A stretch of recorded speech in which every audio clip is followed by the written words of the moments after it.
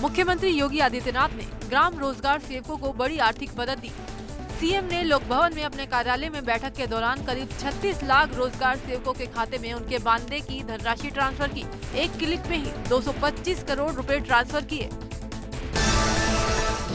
साथ ही मुख्यमंत्री ने 1 दर्जन से अधिक लोगों से वीडियो कॉन्फ्रेंसिंग से बात भी की। सभी रोजगार सेवकों से अधिक रोजगार की संभावना तलाशने को कहने के साथ ही उनका हौसला भी बढ़ाया। सीएम ने बताया, मनरेगा में रोजगार की काफी संभावनाएं हैं। अब तक करीब 10 लाख मजदूर प्रदेश लौट चुके हैं, जिनको क्वारंटीन के बाद रोजगार देने का लक्ष्य रखा गया है। इस दौरान सोशल डिस्टेंसिंग का भी पालन किया जाएगा। सीएम योगी ने कहा, मई के अंत तक प्रदेश में हमको 50 लाख लोगों तक रोजगार देना है। इन सभी को रोजगार देने में ग्राम रोजगार सेवकों की जिम्मेदारी बढ़ेगी। इसके लिए हम सभी को तैयार रहना होगा। देश में लॉकडाउन के बीच आज शाम से एसी स्पेशल ट्रेन चलने लगेंगी। आज कुल 8 रूट्स पर ट्रेनें चलाई जाएंगी। कल शाम 6 बजे से शुरू हुई टिकटों की बुकिंग के बाद से अब तक 54,000 यात्रियों ने रिजर्वेशन कराया है और 30,000 से ज्यादा पीएनआर जनरेट हुए हैं। देश में संक्रमित मरीजों की संख्या दिन पर दिन बढ़ती जा रही है। पिछले 24 घंटों में 87 लोगों की मौत हुई। वहीं 3,604 नए मामले सामने आए। हालांकि कल के मुकाबले आज नए मामलों में गिरावट दर्ज की गई। कल करीब 4,000 नए मामले सामने आए थे। स्वास्थ्य मंत्रालय के ताजा आंकड़ों के मुताबिक भारत में अब तक 70,756 लोग संक्रमित हो चुके हैं। वहीं 2,293 लोग की मौत हो चुकी है। 22,455 लोग ठीक भी हुए हैं। महाराष्ट्र और गुजरात में कोरोना का सबसे ज्यादा कहर है। आरोग्य सेतु ऐप को लेकर केंद्र सरकार ने नए नियम जारी किए। 180 दिनों से अधिक डेटा के स्टोरेज पर रोक लगाई।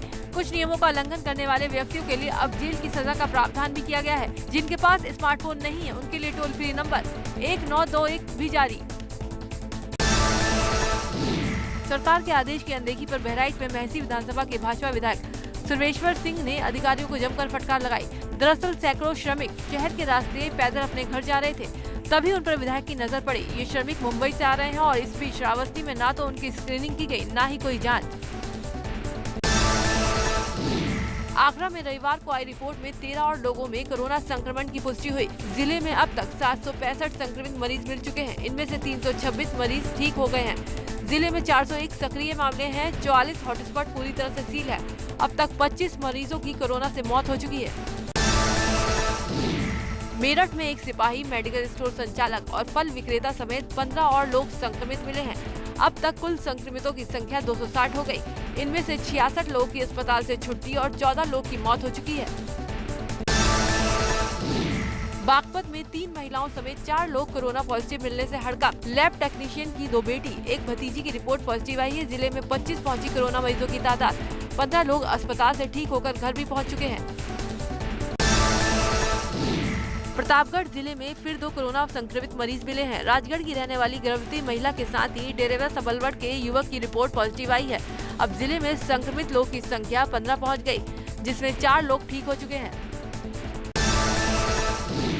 बुलंदशहर के काकोड़ में मौजूद क्वारंटीन सेंटर में मजदूर की बेटी की मौत। पहले से बीमार थी लड़की। हरियाणा से हरदोई के लिए निकला था मजदूर परिवार। मृतका को परिवार के साथ किया गया था क्वारंटीन। आगरा जिला प्रशासन की बड़ी लापरवाही सामने आई। शाहगंज थाना क्षेत्र में 2 लोग के शव बदलने के आरोप लग रहे हैं। मौत के बाद बिना घर वालों को दिखाए अंतिम संस्कार भी कर दिया गया, जबकि शव दफनाने की तैयारी कर रहा था परिवार। दिल्ली में प्रैक्टिस करने वाली गाजियाबाद की महिला डॉक्टर ने कोरोना से जंग जीत ली। उनकी रिपोर्ट नेगेटिव आने के बाद अस्पताल से छुट्टी दे दी गई। सभी लोगों ने फूल बरसाकर और तालियां बजाकर कोरोना फ्रंट लाइनर का स्वागत किया। सिंगर और डांसर सपना चौधरी ने नजफगढ़ थाने में महिला पुलिसकर्मियों के साथ पूड़ियां बेली। दिल्ली के नजफगढ़ थाने में जिस तरह से महिला पुलिसकर्मी लगातार भोजन तैयार करके जरूरतमंदों की मदद में सहयोग दे रही हैं, उससे प्रभावित होकर सपना चौधरी यहां पहुंची थी और जमीन पर बैठकर खुद पूड़ियां बेलने लगी।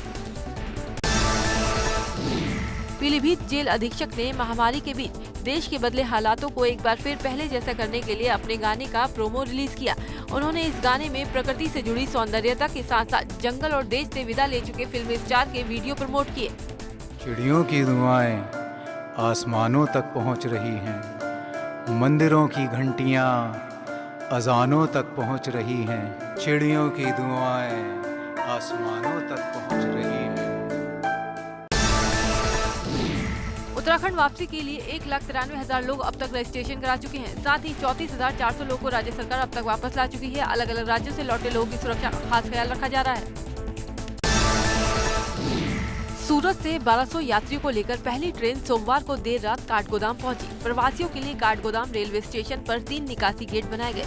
जैसे ही ट्रेन रेलवे स्टेशन पहुंची, वैसे ही हर डिब्बे को एक साथ न खोलकर अलग अलग खोला गया। 1200 यात्रियों में से सबसे ज्यादा नैनीताल के 510 प्रवासी थे, जबकि अल्मोड़ा के 123, बागेश्वर के 291, चंपावत के 6, पिथौरागढ़ के 254 और उधम सिंह नगर के 16 प्रवासी शामिल हैं। सभी की स्टेशन में ही थर्मल स्क्रीनिंग भी की गई।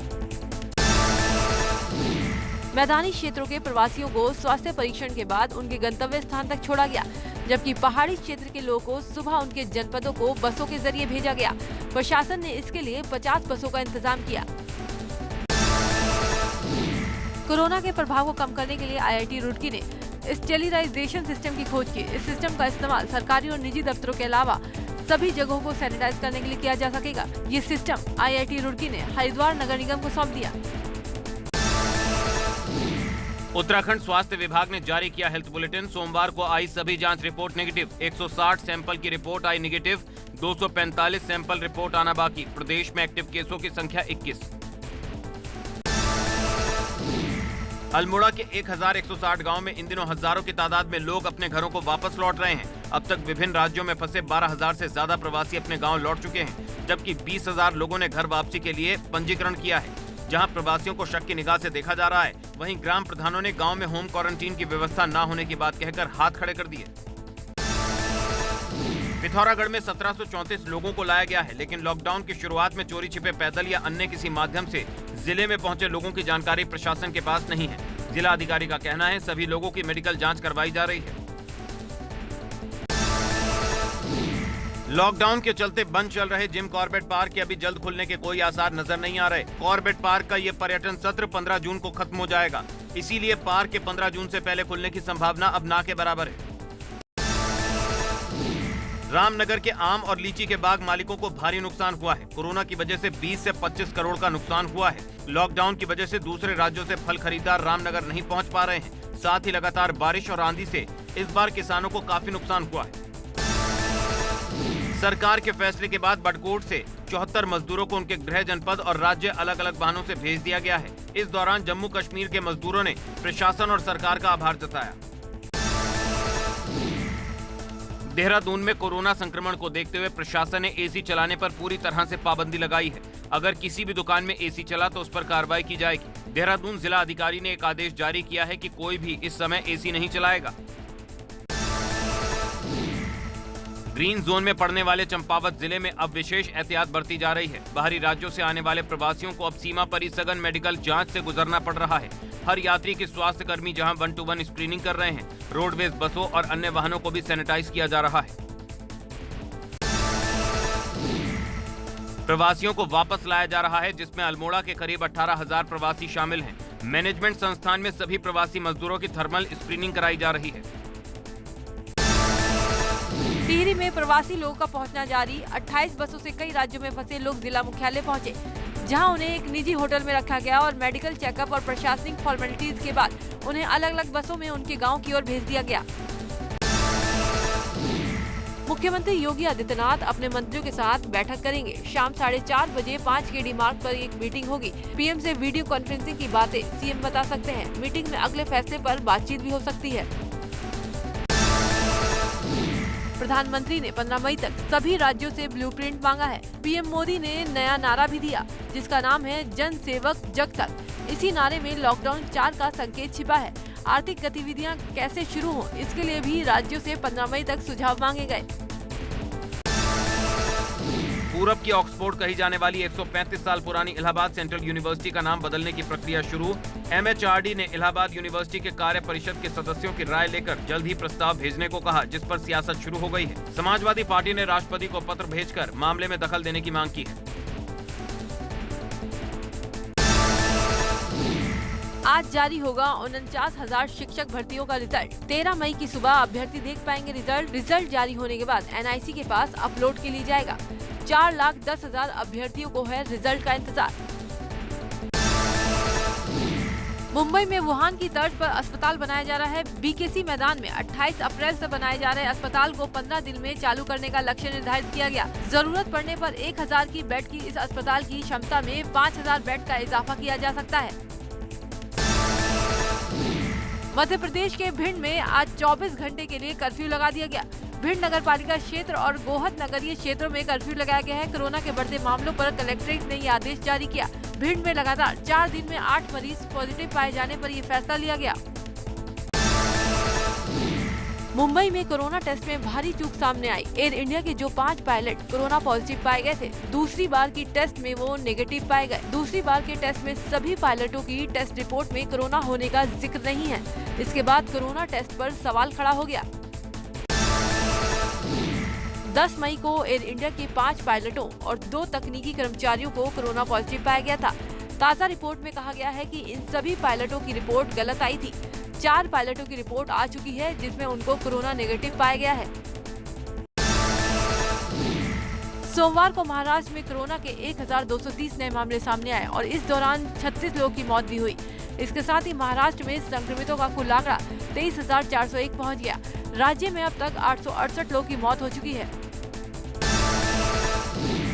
महाराष्ट्र में बीते 24 घंटे में 221 पुलिस वालों में कोरोना की पुष्टि हुई।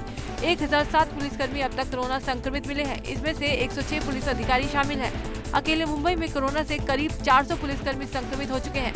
राज्य में अब तक 7 पुलिसकर्मी अपनी जान गंवा चुके हैं। महाराष्ट्र की तरह दिल्ली पुलिस में भी कोरोना संक्रमण तेजी से बढ़ रहा है।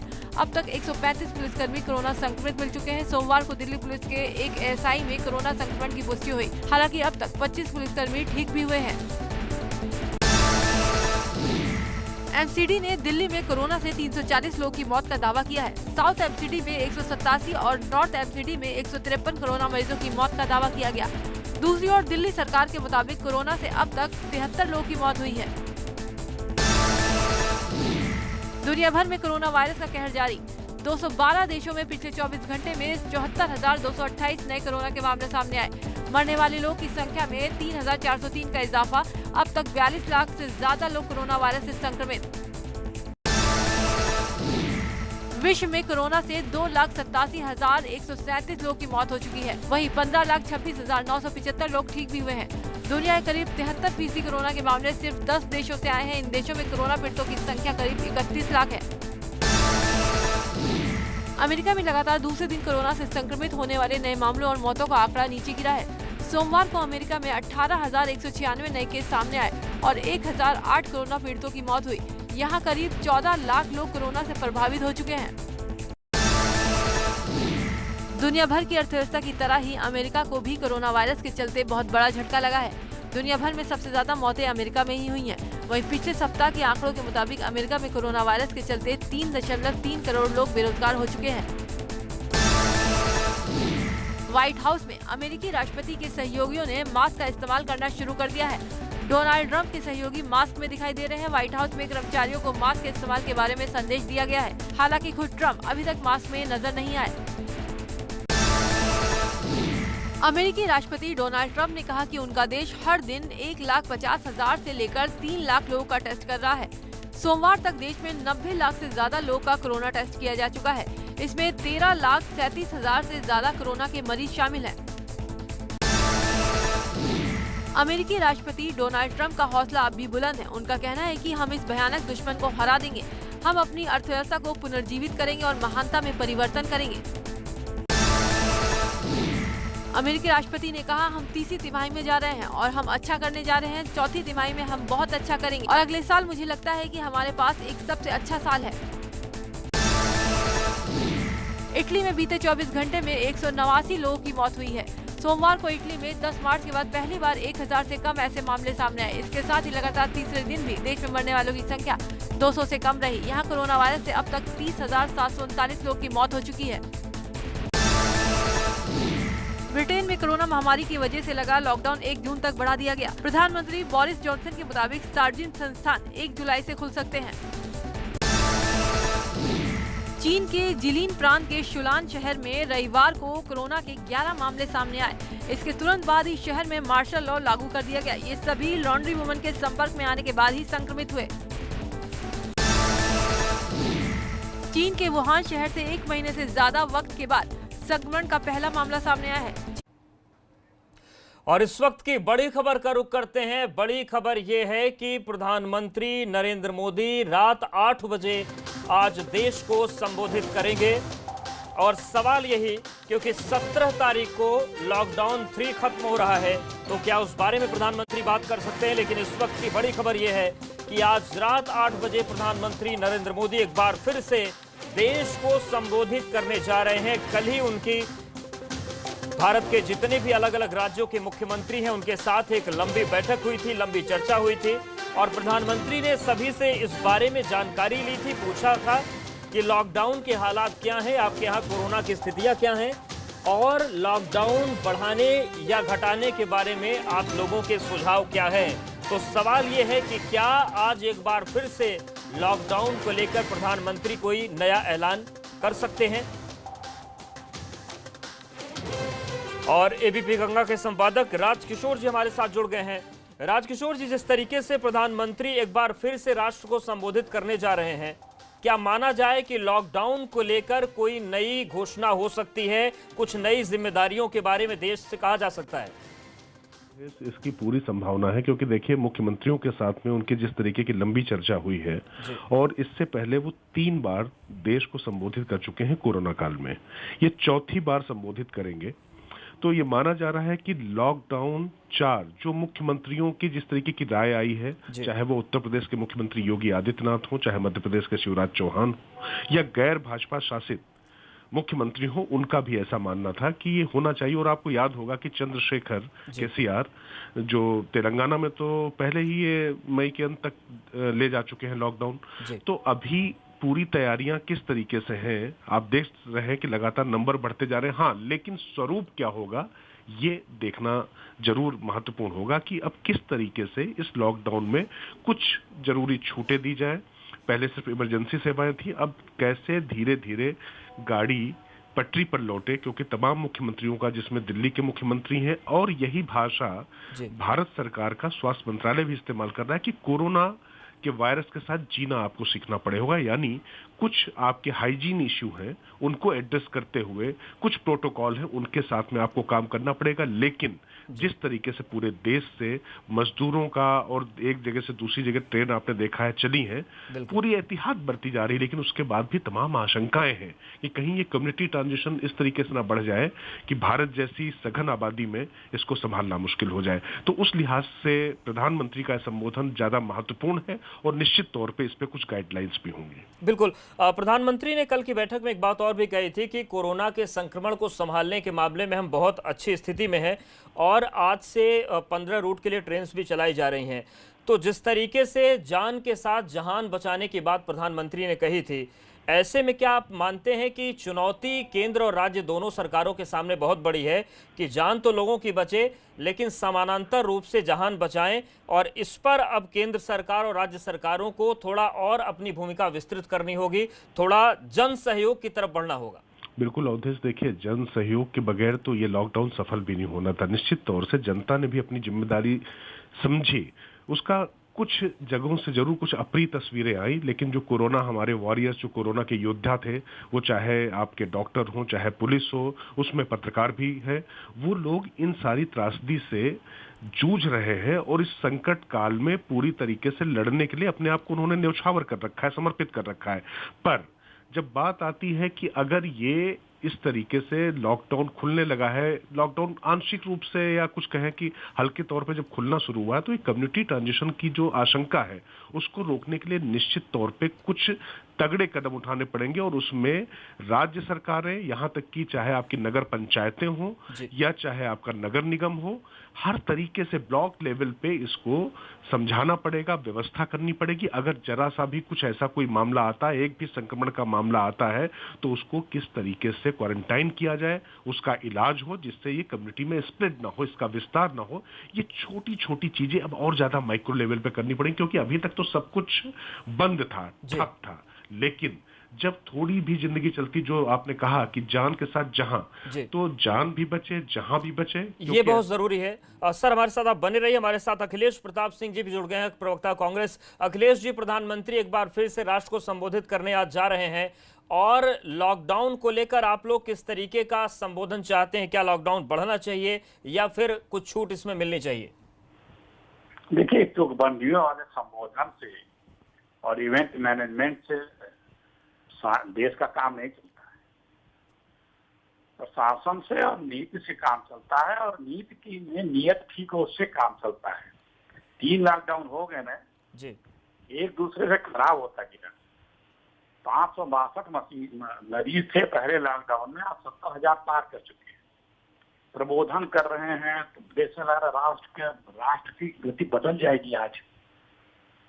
अरे भाई, लाखों लोग सड़क पे हैं, आपकी क्या नीति है? क्यों सड़क पे आ गए? सब भूखे प्यासे देख रहे, पूरा देश व्यथित है, दुखी है, लेकिन इस सरकार के कान के ऊपर जू नहीं रहेंगे।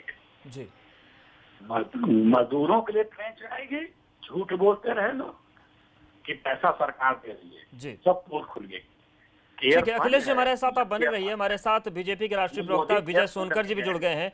विजय सोनकर जी, प्रधानमंत्री एक बार फिर से संबोधित करने जा रहे हैं, लेकिन कांग्रेस का कहना है, अखिलेश जी हमारे साथ जुड़े हैं, कांग्रेस कह रही है कि संबोधन से देश नहीं चलेगा, हालात आप लोग नहीं संभाल पा रहे हैं। संबोधन से क्यों नहीं देश चलेगा? आज भारत दुनिया का एक मॉडल देश के रूप में इस महामारी में पहचान बना रखा है। ये संबोधन का ही तो असर था। ऐसे कैसे कह सकते हैं कांग्रेस के लोग? इस प्रकार की कटु भाषा क्यों बोल रहे हैं, समझ में नहीं आ रहा है। ये समय ऐसा है जब सबको मिलजुल करके और राष्ट्र की एकता को संप्रेषित करने की आवश्यकता है। तो ऐसे में अगर इस प्रकार की अलग अलग भाषाएं निकलेंगी तो ये ठीक नहीं होगा। और प्रधानमंत्री तो बोलते ही हैं, हमेशा लोगों के बीच में आकर के बात करते हैं, और देश में जो तत्कालीन स्थितियां होती हैं उस पर हमेशा उन्होंने अपने विचार रखे हैं, और उन विचारों का दुनिया ने, देश भर ने स्वागत किया है, सभी पार्टियों ने स्वागत किया है। ये अलग की बात है कि कांग्रेस के लोगों को पसंद नहीं आता है। वो राय बात प्राइम मिनिस्टर को नहीं देते हैं, वो राय बात आकर के मीडिया में देश को देते हैं। ऐसा देखने में आया है लोगों को। तो वो लोगों के विचारों से हम लोग क्या कर सकते हैं? अखिलेश जी, देखिए, ये एक इन लोगों का क्लिप भर दिया जाता है, आकर के मोदी जी का कीर्तन करना चालू कर देते हैं। सिर्फ कीर्तन किया और बता दिया दुनिया में बेहतर है। आप बताओ ना, करोड़ों लोग सड़कों पे क्यों हैं? एक पॉलिसी आपकी क्या है माइग्रेंट्स की? लोगों ने, सबने कहा कि आप एक टेम्परेरी राशन कार्ड दे दें 2-3 महीने के लिए, सबके अकाउंट में कुछ पैसे दे दें। हम अगर जब लोगों की आवाज की तरफ केंद्र सरकार का ध्यान आकृष्ट करें तो ये लोग कहते हैं कि आवाज उठा रहे हैं, विरोध कर रहे हैं। अरे क्यों? सब किस लिए हैं? आप लोगों को नहीं दिख रहा है। हम अगर दिखाने का प्रयास कर रहे हैं कि प्लीज इस पे कुछ गौर करो, तो इनको बुरा लगता है। हिटलर अपने आप को समझ रखते हैं क्या ये लोग? विजय सोनकर जी, ये सवाल है, वो कमियों की तरफ इशारा कर रहे हैं। उनका कहना है कि मजदूर अभी सड़कों पर हैं, बहुत सारे लोगों को बेहतर इलाज की दिक्कत हो रही है, जो टेस्ट किट्स बढ़ाने की मांग राहुल गांधी लगातार करते रहे हैं, वो उन्हीं चीजों का जिक्र अखिलेश जी कर रहे हैं। देखिए, ये चाहते हैं हम भी ना करें, हम इनको आगाह भी ना करें, हम तो हर तरह इनको सपोर्ट कर रहे हैं। जी, तो देखिए, मैं आज स्पष्ट रूप से एक बात बताना चाहता हूँ, ये समझ की बात है और देश समझ रहा है जी, कि प्रधानमंत्री को 130 करोड़ लोग अगर सुझाव देने लगे तो कैसे संभव है? उसके लिए व्यवस्था बनी है। हर एक प्रदेशों के मुख्यमंत्री अपने प्रदेश की जो परेशानियां उसको प्रधानमंत्री से मिलकर के बात कर रहे हैं, और ये बड़ी बड़ी बैठकें चल रही हैं। अगर कांग्रेस पार्टी के भी तो बहुत सारे 2-4 तो मुख्यमंत्री हैं ही, उनके माध्यम से ये लोग अपनी समस्याओं को क्यों नहीं वहां तक पहुंचाते हैं? अगर राहुल गांधी या सोनिया गांधी या हमारे अखिलेश भाई आकर मीडिया में अपने सुझाव देने लगेंगे तो आप समझ सकते हैं कि इस सुझाव का मतलब क्या है। और रही बात जहां तक अगर इनको सुझाव गंभीरता से वास्तव में देना है और कोरोना पीरियड का सामना करना है तो ये अपने मुख्यमंत्रियों के माध्यम से प्रधानमंत्री को दिलवाए होते, और वहां पर प्रधानमंत्री तो सबकी बात सुन रहे हैं, सबकी बातें कंप्लेन भी की जा रही हैं, और कोई भी निर्णय, एक भी निर्णय प्राइम मिनिस्टर अपने से नहीं ले रहे हैं। वो जितने मुख्यमंत्री हैं उनसे बात करके ही कोई निर्णय लिया जा रहा है। बिल्कुल, ये बात अहम है कि अगर ये बात कर रहे हैं, जितने भी तो राज्य हैं, चाहे वो कांग्रेस शासित हो या बीजेपी शासित, पैदा करने की स्थिति सभी है। अपनी अपनी राय दे रहे हैं। लेकिन अखिलेश प्रताप जी, सवाल ये भी उठता है कि अगर इस महामारी की स्थिति में तमाम व्यवस्थाएं बनती भी हैं, कई बार बिगड़ती हुई दिखती भी हैं, लेकिन उसमें अगर प्रधानमंत्री देश को आकर संबोधित करते हैं बीच बीच में, तो इसमें गलत क्यों लगता है? अगर कोई राष्ट्र का जो प्रधानमंत्री है वो मनोबल बढ़ा सकता है, कुछ गाइडलाइंस देने की कोशिश करता है, तो क्या इसमें गलत है? पिछले बार भी तो कई बार मनोबल बढ़ाए। आप लोगों ने दिखाया कि 9 बार मोदी जी ने हाथ जोड़ा, यही मनोबल बढ़ाया था आप लोगों ने टीवी पे स्क्रीन लगा करके। मोदी जी ने कहा था कि महाभारत 18 दिनों में जीत लिया गया था, अब 21 दिन में हम जीत लेंगे। इसका जवाब कौन देगा? मोदी जी देंगे जो उन्होंने कहा था। इसका जवाब देखिए, मैंने मुद्दे की बात की और बीजेपी के नेता सिर्फ गुणगान करते रहे। हमारे मुख्यमंत्रियों का जिक्र आया, हमारे मुख्यमंत्री जिस तरह से कर रहे हैं, कोई बीजेपी के मुख्यमंत्री नहीं करा। बीजेपी के मुख्यमंत्री भी अपनी समस्या बता रहे हैं, उनका अपना टैक्स का हिस्सा उनको नहीं मिला है। बात दरअसल में ये है, जब सारी गाइडलाइनें केंद्र सरकार दे रही है, सब कुछ वो बता रहे हैं, तो उन्हीं को बताना पड़ेगा कि माइग्रेंट्स को ले जाने की क्या व्यवस्था की उन्होंने। क्यों नहीं फ्री का पीएम केयर फंड की आप पैसे की जांच नहीं करा सकते हैं? दूसरे देश सबका तो रोज हिस्सा मांगते थे। एक पीएम केयर फंड क्या साल में काम है? भ्रष्टाचार, इस महामारी में भी भ्रष्टाचार है। हाईकोर्ट तक मामला पहुंचा। 240 रुपए के टिकट 76 रुपए में खरीदी जा रही है। यूपी में हर किट फर्जी आया है, उसकी अलग जांच हो रही है। न्यूज ने, टीवी ने न्यूज दिखा दिया, उसकी जांच हो रही थी। चैनल ने कैसे ये न्यूज लीक कर दी, ये चिट्ठी जारी हो गई थी कि यहाँ फर्जी सामान है। बात दरअसल ये है लबाब कि आप जो पब्लिक के कंसर्न है माननीय मोदी जी, उस पर गौर नहीं फरमा है। लोगों के सुझाव आप मानते हैं, लिखित में सुझाव दिया जाता है, लेकिन आप करते अपने मन की हैं, किसी के सुझाव नहीं लेते हैं। और जब कुछ खराब होगा, हो रहा है तो ठीकरा लोग दूसरों के फोड़ेंगे। सारा निर्णय तो आप करते हैं, सारी गाइडलाइन आप भेजते हैं, झूठ आपके लोग बोलते हैं, आपकी सरकार बोलती है। बात यह है कि आज सबसे बड़ी समस्या है कि ये जो कोरोना पेशेंट बढ़ रहे हैं, क्यों बढ़ रहे हैं? आपने लॉकडाउन किया, आपने हॉटस्पॉट बनाया, 70,000 के ऊपर हो गए। दुनिया में चौथा देश करीब हो गया हिंदुस्तान पीड़ित कोरोना पॉजिटिव के लोगों की।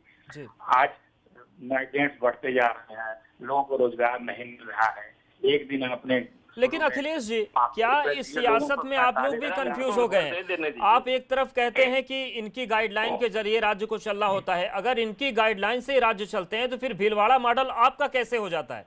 मतलब सफलता मिले तो आपकी और गड़बड़ हो जाए तो उनकी, मतलब राजनीति तो फिर घुस ही रही है हर तरफ से। ये जो है ना, ये आपका कुतर्क है। मतलब आपको जो बात समझ में नहीं आएगी वो कुतर्क लगेगी, आपको जो अच्छा लगे वही हम बोले, ऐसा नहीं होगा अखिलेश जी। नहीं, मैं समझा रहा हूँ ना। जरा मुझको उत्तर दे देने दीजिए। माइग्रेंट्स है, जो मूवमेंट है, जो पैसे मिल रहे हैं, जो खाद्यान्न मिल रहे हैं, उसकी बात मैं कर रहा हूँ। वो गाइडलाइन दिल्ली से आती है, लेकिन स्टेट को अपने हिसाब से किस तरह से कोरोना को नियंत्रित करना है, वही तो कांग्रेस पार्टी और राहुल गांधी बार बार कर रहे हैं। सीएम और डीएम ज्यादा इसमें इफेक्टिव होंगे। वो अपने यहाँ किस तरह से इसको रोकें, किस तरह से जांच करें, वो लोकल लोग ज्यादा अच्छी तरह से कर सकते हैं। विजय सोनकर जी, अखिलेश जी का सीधा सवाल यह है कि आप आउटकम पर बात नहीं करते, आप लोग बस भाषणबाजी करवाते हैं, ये उनका सीधा आरोप है। देखिए, अखिलेश जी समझदार व्यक्ति हैं, जो कुछ भी कह रहे होंगे उसको सब सुनने वाले श्रोता खुद ही तय कर रहे होंगे। मैं तो ये कहना चाहता हूँ, मैंने कहा कि 18 दिन के लिए जैसे महाभारत होता है, प्राइम मिनिस्टर साहब ने कहा, लेकिन ये लोग कहते हैं ये 18 दिन का रिजल्ट नहीं देख रहे हैं कि क्या रिजल्ट रहा है। आज देश में जिस तरह से बोल रहे हैं, क्या कुछ कमी रह गया है? क्या इतना बोल रहे हैं, अभी कुछ कम बोल रहे हैं? मैं ये कह रहा था कि इस तरह से यार,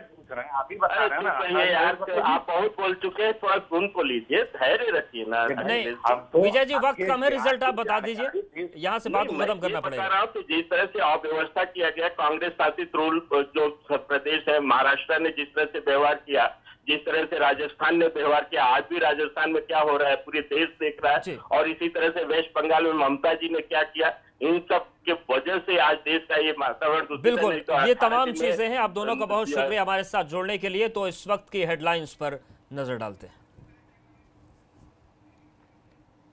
हेडलाइंस के सह प्रायोजक अब गर्म